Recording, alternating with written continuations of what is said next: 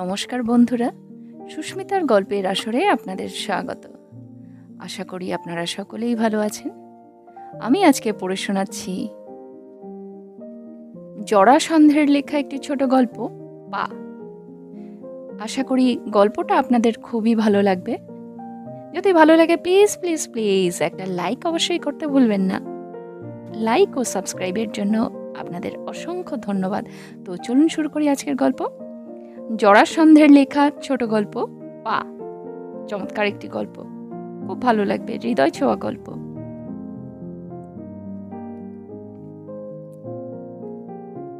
জ্যৈষ্ঠ মাস শেষ হতে চলল, বৃষ্টির নামগন্ধ নেই। জ্বলে যাওয়া ধোঁয়াটে আকাশের কোনো কোণে এক টুকরো মেঘও চোখে পড়ে না। সারাদিন ধরে চলছে অগ্নিবৃষ্টি। অবিনাশ সমাদ্দার মহকুমা শহর বনগাঁ থেকে বাড়ি ফিরছিলেন।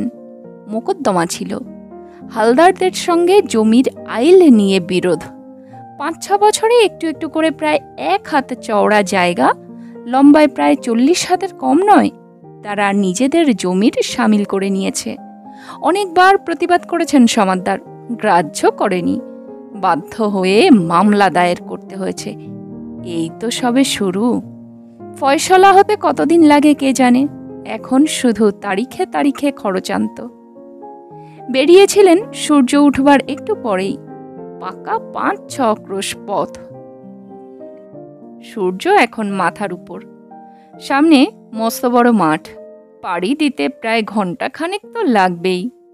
চলতে চলতে ফসলের অবস্থা দেখছিলেন সমাদ্দার। আউশের আশা এবার খুবই কম। গাছ বাড়েনি, ঝাড় বাঁধেনি, পাতাগুলো কুঁকড়ে গেছে, পাটও যাবার মধ্যে। শীর্ণ কাঠের মতো গাছগুলো রোদে দাঁড়িয়ে ধুঁকছে। এই দুটি ফসলের উপরেই তাকে প্রধানত নির্ভর করতে হয়। বাড়ি পৌঁছতেই সৌদামিনী রান্নাঘর থেকে ছুটে এসে বারান্দায় জলচৌকি পেতে দিল। আঁচল দিয়ে তার উপরটা মুছতে মুছতে মেয়েকে ডেকে বলল, সরি ও সরি, শিগগির তামাক দিয়ে যা। সরি কেন? ছাতাটা বেড়ার গায়ে ঝুলিয়ে রাখতে রাখতে বললেন অবিনাশ। নবাব পুত্তর কোথায় গেলেন? না, তার বুঝি মান খোয়া যায় এক ছিলিম তামাক সাজতে? সে বাড়ি নেই। ও, তা কোন সফরে বেরিয়েছেন শুনি? উত্তর না পেয়ে স্ত্রীর মুখের দিকে চোখ তুললেন। তিনি আর কিছু না বলে মাথা নিচু করে বাতাস করে চললেন। জ্বলন্ত কলকেতে ফু দিতে দিতে সরমা এসে দাঁড়াতেই সৌদামিনী পাখাটা মাটিতে রেখে দিয়ে বলল, তামাকটা দিয়ে একটু বাতাস করতো মা, আমি যাই, তরকারিটা চড়িয়ে এসেছি, বোধহয় পুড়ে গেল। অবিনাশ মেয়ের হাত থেকে কলকে এবং কোণ থেকে হুকোটা টেনে নিয়ে বললেন, ব্যাপার কি রে, তোর মা তো দেখছি কথাটা কানেই তুলল না। দাদা মধুখালি গেছে। মধুখালি? কেন? সরকার বাবুরা হায়ার করে নিয়ে গেছে। কি করে? হুঁকা থেকে মুখ তুলে কপাল কুঞ্চিত করে রুক্ষস্বরে জানতে চাইলেন অবিনাশ। কথাটা ঠিক ধরতে পারলেন না। সরমা ভয়ে ভয়ে দাদার হয়ে যতটা সম্ভব কৈফিয়ত দেবার চেষ্টা করল। ওরা নতুন টিম করেছে কিনা, দাদা যেতে চায়নি। বিজয় সরকার নিজে এসে একরকম জোর করেই। হ্যাঁ, ধরে নিয়ে গেছে। মেয়ের মুখ থেকে কথাটা কেড়ে নিয়ে বাকিটুকু পুড়িয়ে দিলেন সমাদ্দার। তার সঙ্গে ব্যঙ্গের সুর যোগ করলেন, আমি তামাক খেতে চাইনি, ওরা এসে জোর করে আমার মুখ দিয়ে খেয়ে গেছে। বলেই হুঁকা ফেলে লাফ দিয়ে উঠে পড়লেন। কলকের আগুন হঠাৎ মাথায় গিয়ে চড়ল। মেয়ে ততক্ষণে সরে পড়েছে। অবিনাশ তারই উদ্দেশ্যে চিৎকার করে বললেন, তোর মাকে বলে দে সরি। ফের যদি তার আদরের নন্দনকে বাড়িতে ঢুকতে দেখি, সোজা ঘাড় ধরে বার করে দেব। বুড়ো বাপ খেটে খেটে মুখে রক্ত উঠে মরবে, আর লাট সাহেব ফুটবল খেলে বেড়াবেন। বেশ তো, 3 বেলার খ্যাটের ব্যবস্থা ওই ফুটবলওয়ালারাই করে দিক না, আমি এখানে বিনি পয়সার হোটেল খুলিনি, ইত্যাদি। সরিকে কিছুই বলতে হলো না, হলে পারত না। যার শোনবার তিনি রান্নাঘরে বসে সকর্ণেই সব শুনলেন। শুধু আজ নয়, প্রায়ই শুনতে হয়। উত্তর দেন না, দিলে কর্তা আরও জ্বলে ওঠেন। মুখে তখন রাশ থাকে না। আগে আগে বার কতক এই নিয়ে তুমুল ঝগড়াঝাটি হয়ে গেছে। ছেলে দুই একবার রাগ করে বাড়ি থেকে বেরিয়ে গেছে। আত্মীয় স্বজন প্রতিবেশীদের ধরে খুঁজে পেতে আনতে হয়েছে। লোকে হাসাহাসি করে। ইদানিং তাই সৌদামিনী চুপ করেই থাকেন, তবে ছেলেকে বোঝাতে কসুর করেন না। 21 বছর বয়স হলো, গেরস্তের ছেলে। এখন কি আর বাউন্ডুলে হয়ে ঘুরে বেড়ালে চলে? বুড়ো বাপ, পিছনে দাঁড়াবার কেউ নেই, সামান্য কয়েক বিঘা জমি, খাওয়াটা পড়াটা কোনো রকমে চলে যায় এই পর্যন্ত, বাড়তি আয় বলে কিছু নেই। এদিকে মেয়েও দেখতে দেখতে বড় হয়ে উঠল, এখনই না হোক 2-3 বছরের মধ্যে তো পার করতেই হবে, সে কথাটাও তো একবার ভাবা উচিত। কিন্তু রমেন কোনো কিছুতে কান দেয় না, মুখে যদি বা ভরসা দেয় হবে হবে, বন্ধুদের আড্ডায় ঢোকা মাত্র সব ভুলে যায়। রমেন সমাদ্দার এ অঞ্চলের নামকরা সেন্টার ফরওয়ার্ড। যখন ক্লাস 7-এ পড়ে তখন থেকেই, পাছে অন্য স্কুলে চলে যায় এই ভয়ে হেডমাস্টার ক্লাস প্রমোশন বন্ধ করেননি। যদিও কোনো পরীক্ষাতে সে 5 নম্বর পায়নি, এমনকি টেস্টে ফেল করা সত্ত্বেও অ্যালাউ করে দিয়েছিলেন। বিশ্ববিদ্যালয় তার ফুটবল বিদ্যার খবর রাখত না, রাখলেও তার জন্য কোনো গ্রেস মার্কের ব্যবস্থা করেনি। সুতরাং ম্যাট্রিকে গিয়ে ঘায়েল হলো, কিন্তু গঙ্গারামের মতো 19টি বারের সুবিধা তাকে দেওয়া হলো না, দুবারেই থামতে হলো। ফুটবল অবশ্য থামলো না। স্কুল থেকে পুরোপুরি মুক্তি পেয়ে খেলার মাঠই তখন প্রধান আশ্রয় হয়ে দাঁড়ালো। অবিনাশ আবার ফুটবলের নাম শুনলেই ক্ষেপে উঠতেন। ওই জন্যই যে ছেলের লেখাপড়া হলো না সে বিষয়ে তিনি নিঃসন্দেহ ছিলেন। স্ত্রীকে বলতেন, হতভাগাটা পাশ করবে কি? ওই বলের গুঁতোয় মাথার সব ঘিলু জমাট বেঁধে গেছে, সেখানে কিছু ঢুকলে তো। তিনি শুনেছিলেন ছেলের দুটো পাই শুধু চলে না, মাথাও তার সঙ্গে পাল্লা দিয়ে চলে, হেড করতে তার জুড়ি নেই। সেদিন সন্ধ্যার কাছাকাছি রমেন ফিরে এলো। হাঁটবার মতো অবস্থা ছিল না। সরকারবাবুরা গরুর গাড়ির ব্যবস্থা করে দিয়েছেন, গাড়ি বাড়ি পর্যন্ত আসে না। দুজন বন্ধু সঙ্গে ছিল, তাদের কাঁধে ভর দিয়ে খোঁড়াতে খোঁড়াতে ঘরে গিয়ে ঢুকল। অবিনাশ বেরিয়েছিলেন। মেয়ের ডাক শুনে সৌদামিনী পুকুরঘাট থেকে ছুটতে ছুটতে এলেন। বাঁ দিকের হাঁটু ফুলে ঢোল। ছেলে দুটির একজন বলল, জানেন মাসিমা, ওদের সাইডে 4টে প্লেয়ার বুট পরে খেলছিল, কলকাতার টিম তো, তবু রমেনদার সঙ্গে এটে উঠতে পারবে? পরপর 2টো গোল খেয়ে আর সামলাতে পারল না ওই রাইট ব্যাকটা। রাইট নয় লেফট। বিছানায় শুয়ে শুয়ে সংশোধন করে দিল রমেন। হ্যাঁ, ওই লেফট ব্যাক, দেখতে একেবারে গুন্ডার মতো, বদমাইশি করে মেরে দিল হাঁটুর উপরে। রেফারি অবশ্য ফাউল দিতে ছাড়েনি। সৌদামিনী খুব বেশি বিচলিত হয়েছেন বলে মনে হলো না, এসব তার অভ্যাস ছিল। সহজভাবেই বললেন, হাড় টাড় ভেঙেছে কিনা দেখেছ? না না, হাড় ভাঙবে কি, একটুখানি মুচকে গেছে। ছেলেটি কোনো উত্তর দেবার আগেই রমেন নিজেই ব্যাপারটাকে হালকা করে দিল। ভাঙলে আমার হাড় জুড়োতো, অনেকটা স্বগতোক্তির মতো করে বললেন সৌদামিনী। বলেই বেরিয়ে গেলেন চুন হলুদ গরম করতে। ওসব সরঞ্জাম তাকে হাতের কাছেই রাখতে হয়। ছেলে দুটিও বিদায় নিয়ে চলে গেল। সরমা তখনও দোরগোড়ায় দাঁড়িয়ে, তার দিকে চেয়ে রমেন আফসোসের সুরে বলল, জানিশ্বরী, শেষ পর্যন্ত ড্র হয়ে গেল, ওই শুদ্ধ বুটের জন্য। না, একজোড়া বুট জোগাড় করতে না পারলে আর চলে না। আরও কি বলতে যাচ্ছিল, সরমা ঠোঁটের উপর তর্জনী রেখে ফিসফিস করে বলল, চুপ চুপ, বাবা আসছে, বুট এবার তোমার পিঠে পড়বে দেখো। কেন, কি হয়েছে কি? বাবা কিছু বলেছেন নাকি? সরমা জবাব দিল না। বাবা তখন বিপজ্জনক সান্নিধ্যের মধ্যে এসে পড়েছিলেন। রাত্রের সামনে ভাতের থালা ধরে দিয়ে যথারীতি পাখা করতে করতে একথা ও কথার পর সৌদামিনী ছেলের ফিরে আসার খবরটা স্বামীর কাছে ব্যক্ত করলেন। হাঁটুর ব্যাপারটাও রইল ওই সঙ্গে। অবিনাশ আর বেশি চেঁচামেচি করলেন না, শুধু বললেন, ওই খেলার মাঠেই একদিন ওর প্রাণটা যাবে, দেখে নিও। বালাইশাট, অস্ফুট ভীত কণ্ঠে বললেন সৌদামিনী। বালাইশার তো বুঝলাম, কিন্তু ঠেকাবে কেমন করে? কেবল যদি ফুটবল হতো তাহলে বুঝতাম। তার উপরে আছে মাছ ধরা, সেই ঝিনাইদর বাঁধে গিয়ে বসে থাকবে সারা রাত। কোন দিন সাপে ছোবল দেবে কে জানে। সাপের হাত থেকে যদি বা রক্ষা পায়, গাছ থেকে পড়ে হাত পা ভাঙা আটকাবে কে? গাছ থেকে পড়ে? সৌদামিনীও যেন আকাশ থেকে পড়লেন। হ্যাঁ, জানো না বুঝি? রায়দের পুকুর পাড়ে সেই যে বড় জাম গাছটার মগ ডালে ওঠে জাম পাড়তে, নিজের চোখে দেখলাম সেদিন। নিচে দাঁড়িয়ে কুড়োচ্ছে সেই মেয়েটা। আমাকে দেখে ঝোপের আড়ালে গিয়ে লুকোলো। এদিকে ওপর থেকে ষাঁড় ডেকে যাচ্ছে, সাবি সাবি। ও মা, তাই নাকি? হেসে লুটিয়ে পড়লেন সৌদামিনী। আহা, দুটিতে বড় ভাব গো। ওসব ভাবসাব এখন শিখে তুলে রাখো। ছেলে আগে মানুষ হোক, নিজের পায়ে দাঁড়াক। যেন গর্জে উঠলেন সমাদদার।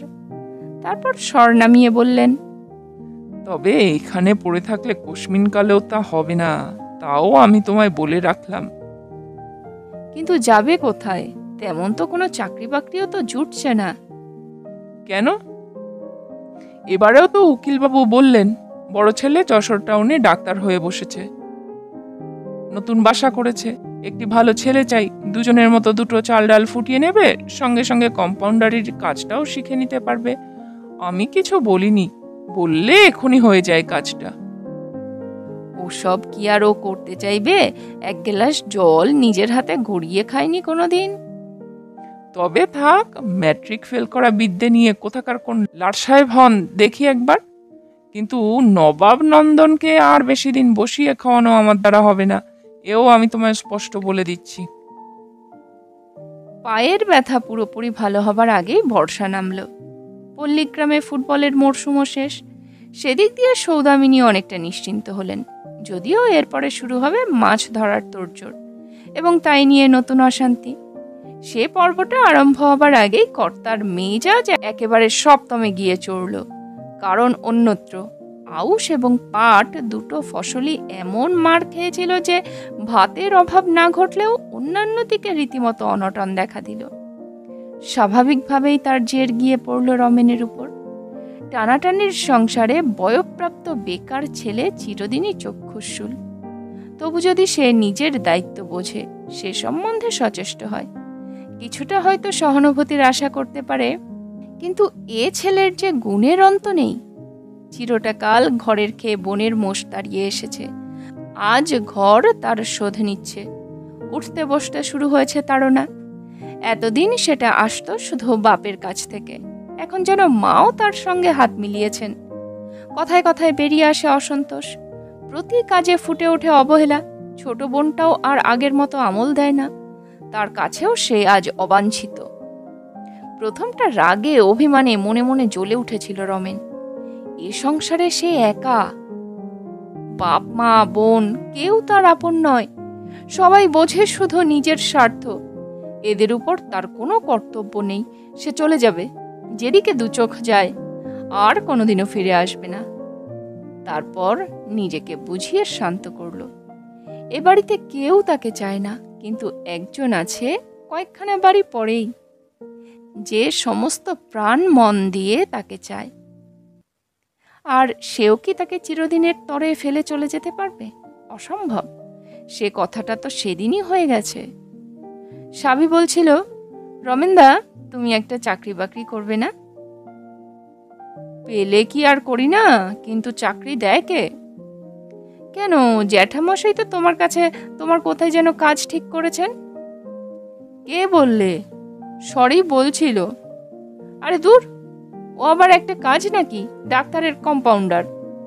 হলোই বা, শহরে তো থাকতে পারবে, তারপর দেখে শুনে একটা কাজ জুটিয়ে নিতে পারবে না? ও, তুই বুঝি চাস আমি চলে যাই আর না ফিরে আসি? সাবিত্রী চকিতে একবার ওর মুখের দিকে তাকিয়েই চোখ নামিয়ে নিয়েছিল। পর মুহূর্তে তার দু চোখ ছাপিয়ে উঠেছিল জলধারা। রমেন এদিক ওদিক চেয়ে তাকে কাছে টেনে নিয়েছিল, কোঁচার খুঁট দিয়ে চোখ মুছিয়ে দিয়ে বলেছিল, এই দেখো, অমনি মেয়ের কান্না শুরু হলো। সাবিত্রী ওর বুকে লুকিয়ে মধু সিঞ্চিত সলজ্জ কণ্ঠে বলেছিল, বারে, অমন করে বললে বুঝি কান্না পায় না? শেষ পর্যন্ত সাবিত্রীর পরামর্শই মেনে নিল রমেন। মার কাছে গিয়ে বলল, সেই কম্পাউন্ডারের কাজটা কি খালি আছে মা? থাকে তো বাবাকে বলো উকিলবাবুর নামে একটা চিঠি লিখে দিতে, কাল সকালেই বেরিয়ে পড়ি। সৌদামিনী খুশি হলেন। এতদিনে ছেলের সুমতি হয়েছে। বললেন, কাল কি করে যাবি? একটা ভালো দিন টিন দেখি জামা কাপড়গুলো কেচে দেই। একটু থেমে ছেলের গায়ে মাথায় হাত বুলিয়ে দিতে দিতে বললেন, হ্যাঁ রে, রাগ করে যাচ্ছিস না তো বাবা? বাহ, রাগ করবো কেন? মন লাগিয়ে কাজ করিস বাবা, একদিন যেন নিজের পায়ে দাঁড়াতে পারিস। দেখছিস তো সব। বলতে বলতে সৌদামিনীর গলাটা ধরে এলো। আঁচলে চোখ মুছতে মুছতে তাড়াতাড়ি অন্যত্র চলে গেলেন। 3 দিন পরই ভালো দিন পাওয়া গেল। অবিনাশ নিজেকে সঙ্গে করে ছেলেকে বনগাঁয় তার উকিলের বাসায় পৌঁছে দিলেন। সেখান থেকে তার চিঠি নিয়ে রমেন চলে গেল যশোর। প্রথম প্রথম নিয়মিত চিঠি আসতো, মাসে 2খানা তো বটেই। বেশিরভাগ মাকেই লিখত রমেন, মাঝে মাঝে বোনের কাছে, সেই সঙ্গে সাবিত্রীর জন্য কয়েক লাইন। ঘুরিয়ে ফিরিয়ে একটা কথাই থাকতো তার মধ্যে, সে যেন অপেক্ষা করে। দেখতে দেখতে বছর কেটে গেল। হঠাৎ রমেনের চিঠি আসা বন্ধ। আজ আসে কাল আসে করে বেশ কিছুদিন কাটল। বনগাঁর উকিল মাসখানেক আগে মারা গেছেন। যশোরে তার ছেলের ঠিকানায় চিঠি দিলেন অবিনাশ। সে চিঠি ফিরে এলো, তিনি ওখানে নেই, বাসা তুলে দিয়ে চলে গেছেন। ছটফট করা ছাড়া এখন আর কোনো উপায় রইল না। হঠাৎ একদিন এক মানি অর্ডার এসে হাজির। কোত্থেকে কে পাঠালো টাকা? পিয়ন পুরো ঠিকানা পড়তে পারল না, শেষ শব্দটা পড়ল ইটালি। প্রেরকের নাম রমেন্দ্রনাথ সমাদ্দার। তার আগে একটা মোটা অঙ্কের নম্বর, একটা ইংরাজি শব্দও আছে। পিয়নের বিদ্যায় তার পাঠোদ্ধার সম্ভব হলো না, কুপনে কিছু লেখা নেই। কয়েকদিন পরে চিঠিও এলো। যুদ্ধে যোগ দিয়েছে রমেন। প্রথমে পাঠিয়েছিল মিডল ইস্টে, সেখান থেকে সোজা বার্মা ফ্রন্ট, তারপর ইটালি। কদিনের মধ্যে রেজিমেন্ট রওনা দিচ্ছে আফ্রিকার দিকে। সে বেশ ভালো আছে, সুযোগ এবং সময় পেলে চিঠি লিখবে, টাকাও পাঠাবে। ওরা যেন কোনো রকম চিন্তা না করেন। জার্মানির সঙ্গে যুদ্ধ লেগেছে, এ খবর পল্লীগ্রামেও এসে পৌঁছেছিল। বড় বড় শহরে অফিস বসিয়ে ইংরেজরা সৈন্য সংগ্রহ করছে। কিছু কিছু বাঙালি ছেলেও সেখানে গিয়ে নাম লেখাচ্ছে। এসব তথ্য অবিনাশ একদিন বনগাঁ থেকে জেনে এসেছিলেন, স্ত্রী কন্যাকে জানাননি। তার পুত্রটিও হয়তো ওই দলে জুটেছে, এইরকম একটা আশঙ্কা তার মনে উঁকি দিয়েছিল। কারোর কাছে প্রকাশ করেননি, নিজেও তেমন আমল দিতে চাননি। আজ আর কোনো সন্দেহের অবকাশ রইল না। মানি অর্ডার যখন আসে, তিনি তখন মাঠে গিয়েছিলেন। ফিরে আসতে যাদের কাছে তার মনের সন্দেহ এতদিন গোপন করে গেছেন, তারাই সব সন্দেহের নিরসন করে দিল। স্ত্রীর কথাবার্তার মধ্যে একটা প্রচ্ছন্ন দোষারোপ রইল তারই উপরে, কিন্তু জ্বলে ওঠা দূরে থাক, ক্ষীণ প্রতিবাদটুকু আজ করলেন না, বরং মনে মনে অভিযোগটা মেনেই নিলেন। অতটা তাড়াহুড়ো না করলে ছেলেটা আর যাই করুক যুদ্ধের আগুনে ঝাঁপিয়ে পড়ত না। আরো 2-1টা চিঠি এবং মানি অর্ডার আসবার পর সমাদ্দার বাড়ির মন থেকে শোকের ছায়াটা ওদের অজ্ঞাতসারেই কখন ধীরে ধীরে সরে গেল। ছেলের জন্য গৌরব বোধটাই প্রবল হয়ে দেখা দিল তার জায়গায়। কথায় বার্তায় চাল চলনে সেটাই ফুটে উঠতে লাগলো। প্রতিবেশীদের মধ্যেও কেউ পরোক্ষে কেউ বা প্রত্যক্ষভাবে পরিবর্তনটা মেনে নিল। গ্রামের মধ্যে হঠাৎ একদিন কেউ কেটা হয়ে পড়ল অবিনাশ সমাদ্দার। যারা আমল দিত না, এড়িয়ে চলত, তারা নিজে থেকে এগিয়ে এসে খাতির জমাতে চেষ্টা করল। যে চোখে ছিল তাচ্ছিল্য, সেখানে দেখা দিল ঈর্ষা। যেসব মুরব্বীরা কদিন আগে বাড়ি বয়ে শুনিয়ে গেছেন, এ ছেলের আশা ছেড়ে দাও অবিনাশ, বল খেলা মাছ ধরা ছাড়া ওর দ্বারা আর কোনো কাজই হবে না, তারাই আবার তেমনি বাড়ি বয়েই বলে গেলেন, আগেই জানতাম রমেন আমাদের গ্রামের মুখোজ্জ্বল করবে, বেঁচে থাক বাবা, আরো উন্নতি করুক, ইত্যাদি ইত্যাদি। হালদাররা উপযাচক হয়ে মামলা মিটিয়ে নিল। অবিনাশ রটিয়ে দিয়েছিলেন, আর ভাবনা কি, ছেলে রয়েছে মিলিটারিতে, যা করবার সেই করবে। একখানা দরখাস্ত ঝেড়ে দিলেই হলো, আমার বাবার উপর অত্যাচার করেছে অমুক অমুক লোক, বাস সঙ্গে সঙ্গে তাদের ডাক পড়বে থানায়। গ্রামের লোকেরা কথাটাকে একেবারে উড়িয়ে দিতে পারেননি। বাপ মা বোনের চোখেও রমেনের রূপটা দিন দিন বদলে গেল। একদিন যে মানুষটা রীতিমতো চক্ষুশূল হয়ে দাঁড়িয়েছিল, তবরুকের লড়াই ফ্রন্টে বসে কখন যে সে চোখের মণি হয়ে উঠল, এরা জানতেই পারলেন না।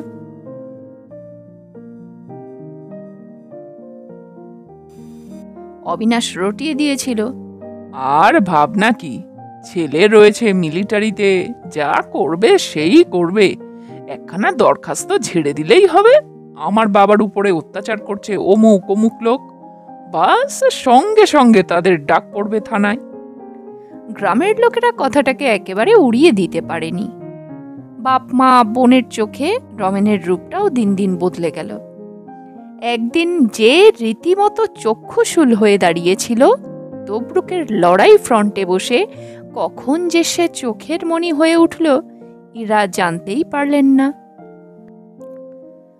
রমেনের যুদ্ধযাত্রার কল্যাণে সাবিও আর সে সাবি রইল না।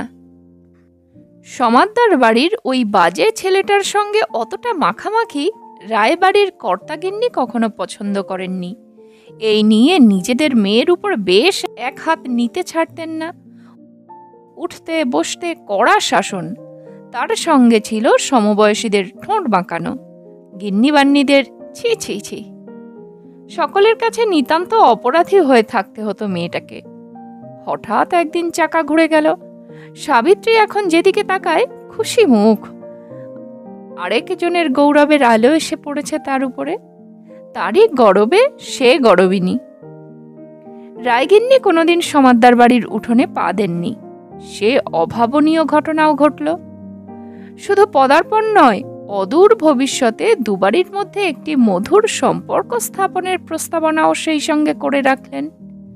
সৌদামিনী ভরসা দিলেন, এ তো অতি সুখের কথা দিদি, খোকা ফিরে আসুক, প্রজাপতির নির্বন্ধ থাকলে নিশ্চয়ই হবে। সরমাই প্রথম দেখতে পেয়েছিল হাটবার। বাবা গিয়েছিলেন হাটে, মা পাড়া বেড়াতে। ও পুকুর থেকে গা ধুয়ে এসে একটু সাজগোজ করছিল। ও বাড়ি থেকে কমলার আসবার কথা। বিয়ের পর এই প্রথম ফিরছে শ্বশুরবাড়ি থেকে। বেশ জমিয়ে গল্প করা যাবে। সন্ধ্যা হয় হয়, খুশির আমেজে গুনগুন করে একটা গানের কলি ভাঁজছিল সরমা। উঠানে একটা খটখট শব্দ শুনে জানালা দিয়ে উকি মেরে ভয়ে গায়ে কাটা দিয়ে উঠল। কে লোকটা, কিরকম পোশাক, তার উপরে ভালো করে ঠাহর করতেই চেঁচিয়ে উঠল, দাদা! ছুটে বারান্দায় বেরিয়ে আর কথা সরল না। কেমন থ হয়ে দাঁড়িয়ে রইল, দু চোখ ভরা ভয় ও বিস্ময়। রমেন কলরব করে উঠল, ওরে বাপরে, তোকে যে আর চেনাই যাচ্ছে না, এত বড় হয়ে গেলি কি করে? সরমা শুকনো মুখে প্রায় ফিসফিস করে বলল, ওটা ওটা কি দাদা? কোনটা? ও, একে বলে ক্রাচ। মা কোথায়? ওটা কেন দাদা? আর বলিস নে, ডান পাটা যে হিটলারকে প্রেজেন্ট করে এলাম রে, তাকে তো আর পেলাম না, দিয়ে এলাম তার জেনারেলকে। জেনারেল রোমেল, নাম শুনেছিস? দুর্ধর্ষ ফাইটার। তবরুকে বিশেষ সুবিধা করতে পারেনি। ইন্ডিয়ান আর্মির হাতে খুব ঠ্যাঙানি খেয়েছে বেটা। যাবার আগে আমার পাটা নিয়ে গেল, এই যা। তোমার পা নেই? নেই কে বললে? দেখ না কিরকম নতুন পা লাগিয়েছি, চলতে ফিরতে কোনো অসুবিধা নেই, এই দেখ না। ক্রাচে ভর দিয়ে যথাসম্ভব ক্ষিপ্র গতিতে কয়েক পা চলে এদিকে ওদিকে ঘুরতে গিয়েই মায়ের মুখোমুখি। শেষের কথাগুলো তার কানে গিয়ে থাকবে। দুই বগলে কাঠের ডান্ডা এবং নকল পায়ের উপর দাঁড়ানো জমকালো ফৌজি পোশাকে সজ্জিত ছেলের দিকে কয়েক মুহূর্ত ফ্যালফ্যাল করে তাকিয়ে রইলেন সৌদামিনী। তারপর সেইখানেই বসে পড়ে ডুকরে কেঁদে উঠলেন, এ তুই কি করলি খোকা? তোকে এ সাজে দেখবার আগে কেন আমার মরণ হলো না রে? বাড়ি থেকে কয়েক গজ দূরে গরুর গাড়ি এসে দাঁড়িয়েছিল। গাড়োয়ান একে একে প্রকাণ্ড ট্রাঙ্ক, একটা ক্যানভাসের থলে এবং বিছানার বান্ডিলটা বারান্দায় এনে ফেললে। রমেন পকেট থেকে পার্স নিয়ে ভাড়াটা মিটিয়ে দিতেই নিঃশব্দে সালাম করে চলে গেল। বারান্দার একদিকে একটা তক্তপোষ পাতা ছিল। রমেন আস্তে আস্তে উঠে গিয়ে তার উপরে বসল। কয়েক হাত দূরে একটা থাম জড়িয়ে ধরে মাথা নুইয়ে মূর্তির মতো দাঁড়িয়ে আছে সরমা। চাপা কান্নার মৃদু শব্দ এখান থেকেও শোনা যাচ্ছে। ওদিকে উঠোনের ধুলোয় পড়ে আছেন মা। গলার আওয়াজ আর কানে আসছে না। অস্পষ্ট চাঁদের আলোয় শরীরটা থেকে থেকে দুলে উঠছে। আরো কিছুক্ষণ দুজনকেই তাকিয়ে তাকিয়ে দেখল রমেন।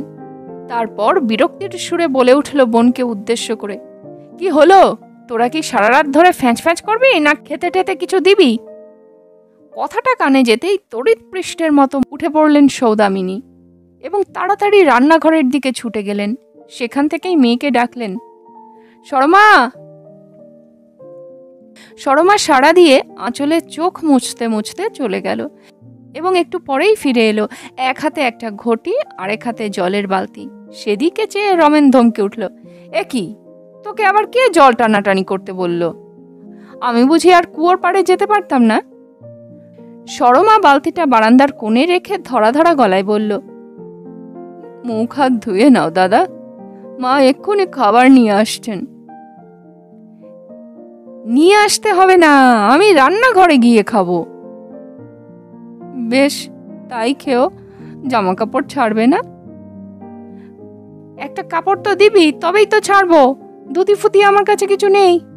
দাঁড়া দাঁড়া, থাকতে পারে, খোল দেখিনি বাক্সটা, বলে পকেট থেকে চাবি বের করে এগিয়ে ধরল। সরমা হাত না বাড়িয়ে বলল, পরে খুলবো, বাবার একটা ধুতি এনে দিচ্ছি, এখন তাই পরে নাও। তোদের জন্য কি আনলাম টানলাম দেখবি না? সেসব পরে দেখা যাবে। বলতে বলতে সরমা বারান্দা থেকে নেমে বাবার ঘরের দিকে চলে গেল। রমেন চেঁচিয়ে বলল, বাবা কোথায় রে? বাড়ি নেই বুঝি? হাটে গেছেন। কিছুক্ষণ পরে ঘরে ঢুকে দরজা বন্ধ করে যখন কাপড় ছাড়ছিল, আরেকবার মায়ের কান্না কানে যেতে রমেন বুঝল বাবা ফিরেছেন। একবার ভাবল নিজে গিয়েই দেখা করবে। দেওয়ালে দাঁড় করানো ক্রাচ দুটোর দিকে চেয়ে কি মনে করে থেমে গেল। আরো খানিকক্ষণ যেতে সরমা এলো খাবার নিয়ে। বাবার কথা সেও কিছু বলল না, রমেনও জানতে চাইল না। ঘরের একটা দিক জুড়ে ওর সেই পুরনো তক্তপোষ, তার উপরেই বসেছিল রমেন। সামনে একটা ছোট টুলের উপর কাঁসার রেকাবিতে গরম চিড়ে ভাজা, তার পাশে এক রাশ নারকেল কোড়া, ওর চিরদিনের অতি প্রিয় জলখাবার।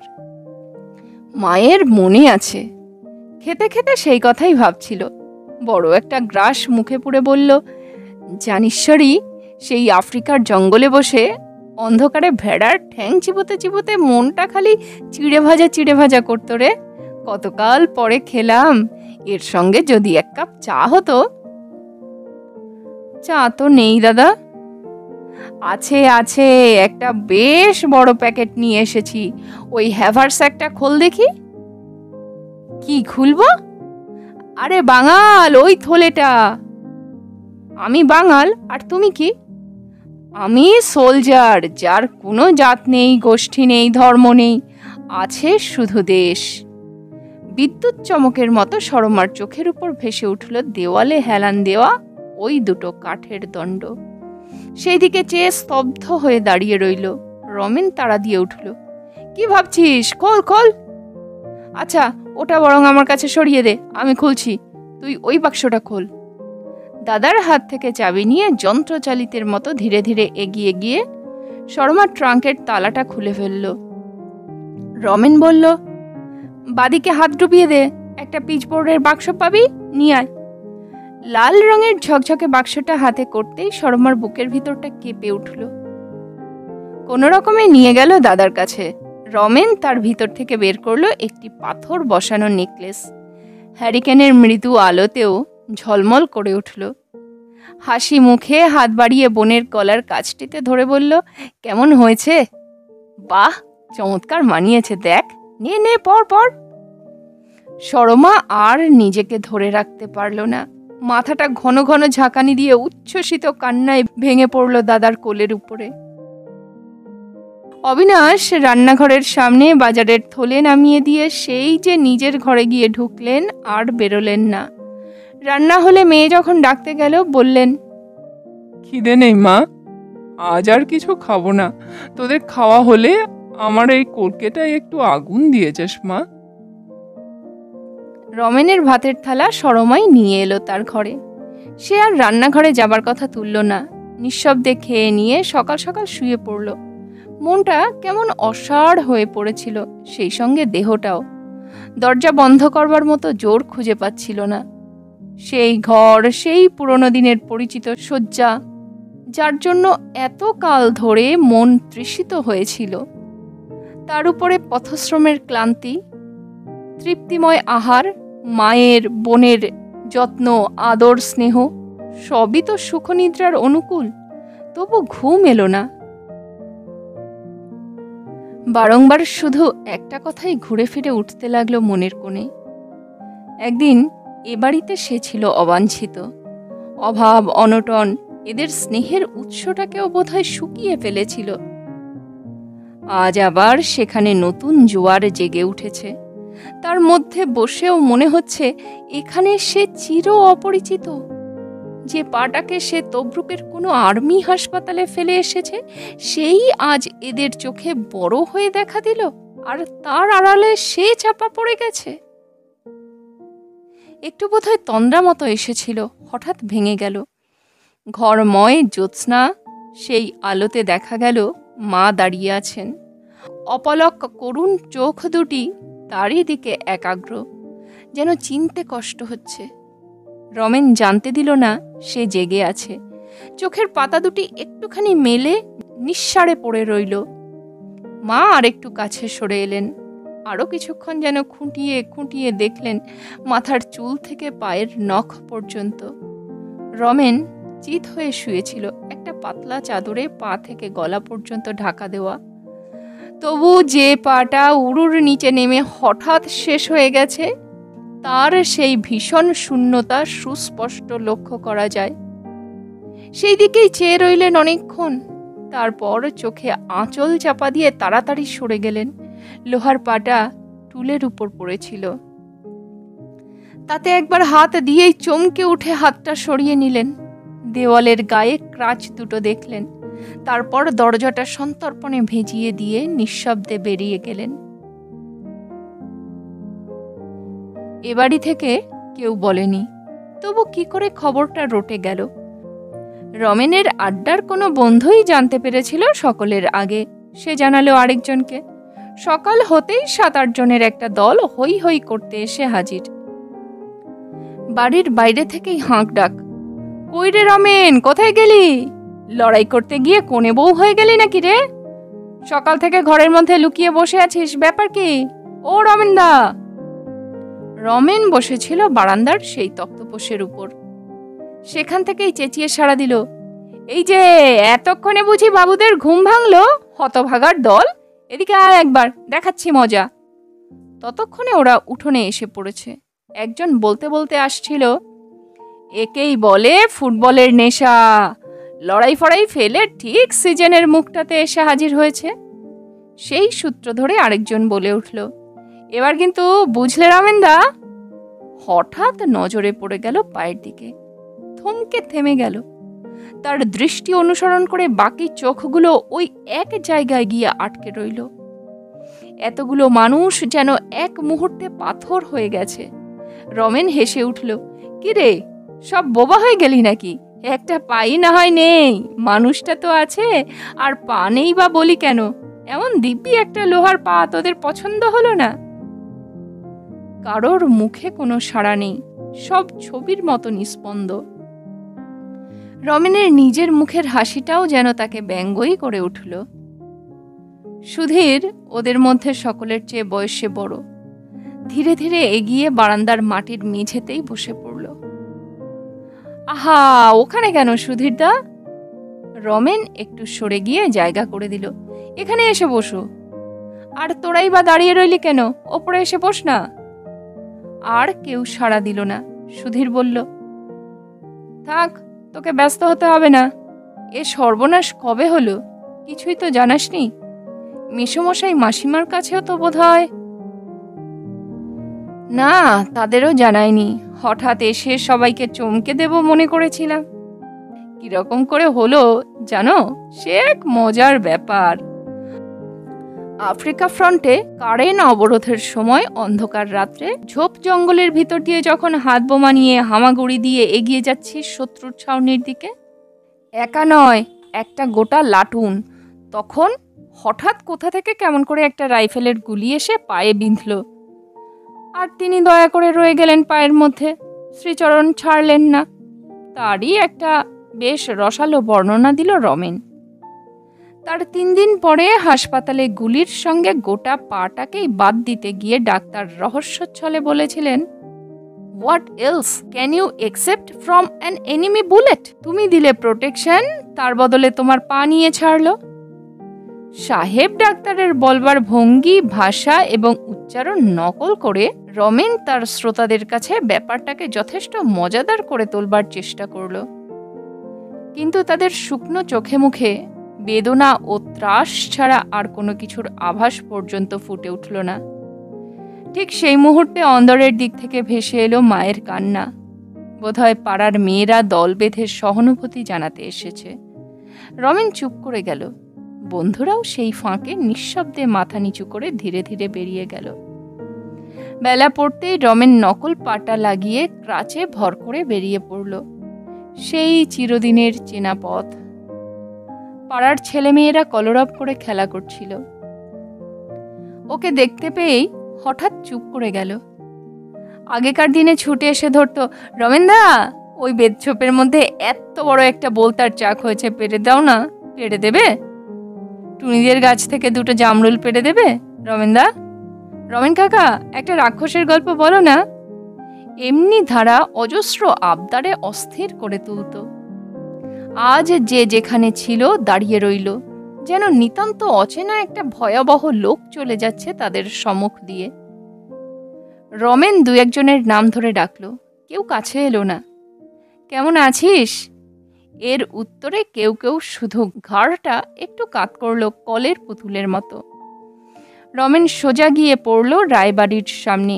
বৈঠকখানার বাইরে থেকেই হাঁক দিল, কাকিমা, ও কাকিমা। রায়গিন্নি দুঃসংবাদটি আগেই পেয়েছিলেন। বেরিয়ে এলেন ছোট একটা জলচৌকি হাতে করে। পেতে দিয়ে শুষ্ক মৃদুস্বরে বললেন, বসো বাবা। কাকাবাবু কোথায়? এই তো কোথায় যেন বেরোলেন। তোমাদের ওখানে একবার যাবেন বলছিলেন। তারপরে বললেন, থাক, আর কি দেখতে যাব। না না, উনি কেন যাবেন কষ্ট করে এতটা পথ? আমারই তো উচিত ছিল ও বেলাই এসে আপনাদের সঙ্গে দেখা করা। বন্ধুরা সব এলো, তাই আর বেরুতে পারলাম না। নিজের পায়ের দিকে চেয়ে হেসে ফেলে। খাপছাড়া ভাবে যোগ করল, জানেন কাকিমা, এতে আমার কোনো অসুবিধে নেই। দেখলেন তো কেমন জোরে জোরে হেঁটে এলাম। কাকিমা এবার শুধু ওর পায়ের দিকে চোখ বুলিয়ে সমর্থন বা প্রতিবাদ কোনোটাই করলেন না। রমেন এদিক ওদিক চেয়ে একটু ইতস্তত করে বলে ফেলল, সাবিকে দেখছি না তো। সে কোথায়? এই তো এখানেই ছিল। তেমনি শুকনো অপ্রসন্ন মুখেই বললেন রায়গিন্নি। একবার ডাকুন না। সলজ্জ খুশির সুর। তার ভিতরে দীর্ঘ প্রতীক্ষিত মিলন আকাঙ্ক্ষাটুকু চাপা রইল না। তুমি বসো, দেখি কোথায় গেল। নিতান্ত অনিচ্ছা ভরে যেন রায়গিন্নি ধীরে ধীরে বাড়ির ভিতর গিয়ে ঢুকলেন। রমেনের বুকের মধ্যে রক্তের বেগ দ্রুততর হলো। কি জানি এতদিনে কত বড় হয়ে গেছে সাবি। দেখতে নিশ্চয়ই আরো সুন্দর হয়েছে, আরো মধুর হয়েছে মুখখানা, চোখ দুটো। নতুন কেনা সুদৃশ্য হাতঘড়ির দিকে তাকালো রমেন। কাঁটাগুলো যেন আর নড়ছে না। কত দেরি করবে সাবি, আর কত দেরি করবে সাবি? কাকিমাকে ভুলে গেলেন বলতে? মিনিট কয়েক পরেই ফিরে এলেন রায়গিন্নি। এক হাতে পিতলের রেকাব, তার উপরে দুটি ঘরে তৈরি সন্দেশ, আরেক হাতে জলের গেলাস। জলচৌকির একধারে রেখে দিয়ে বললেন, সাবি এলো না, তোমাকে পুকুর পাড় দিয়ে আসতে দেখেই ঘরে গিয়ে ঢুকেছে। বললাম তোকে ডাকছে রমেন, একবার দেখা করগে যা। সে বললে, না, আমার ভয় করছে, আমি যেতে পারবো না। রমেনের মুখের সমস্ত দীপ্তি যেন দমকা কোনো হাওয়া এক নিমেষে নিভিয়ে দিয়ে গেল। একবার চোখ তুলে সামনেকার ওই মাঠটার দিকে তাকালো, পরক্ষণেই ক্রাচ দুটো টেনে নিয়ে উঠে পড়ল। ও কি, উঠলে কেন? একটু মিষ্টি মুখ করে নাও। রায়গিন্নির কথাগুলো কানে গেল, উত্তর দিল না, ফিরেও তাকালো না। খটখট করতে করতে রাস্তায় গিয়ে পড়ল। ঘড়িটা বালিশের পাশেই রাখা ছিল, রেডিয়াম ডায়াল।